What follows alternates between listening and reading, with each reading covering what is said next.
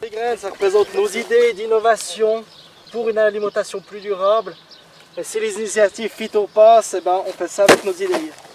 Les jeunes, on sera les premiers impactés par ces initiatives.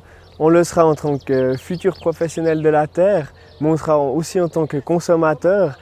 C'est important de montrer qu'est-ce que nous voulons pour notre avenir et puis qu'est-ce qu'on veut, c'est d'avoir un terreau qui est finalement fertile pour pouvoir continuer les progrès qui ont été réalisés par nos prédécesseurs depuis les 30 dernières années. Nous, on a cette volonté-là d'aller de l'avant, puis on a envie de le montrer à la population et aux jeunes, de nous faire confiance à la jeune génération.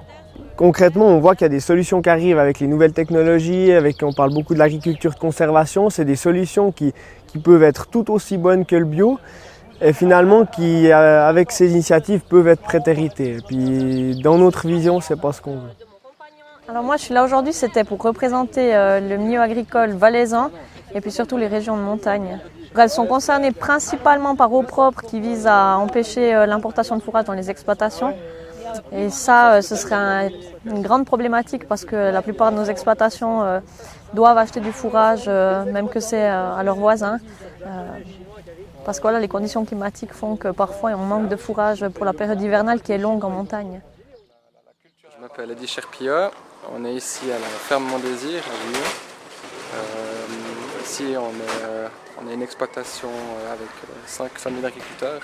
Si les initiatives passeraient, on serait contraint de diminuer le cheptel des poules de 3/4, vu qu'on doit être en autosuffisance pour la nourriture, 95%, 92% je crois. Et du coup, on n'aurait pas assez de surface pour être à ce pourcentage-là. Du coup, on devrait diminuer le cheptel pour pouvoir y arriver. Et avec la diminution du cheptel, un des deux exploitants des poules serait contraint à quitter l'atelier poules. Je suis certaine que la population n'est pas au courant de toutes ces problématiques-là.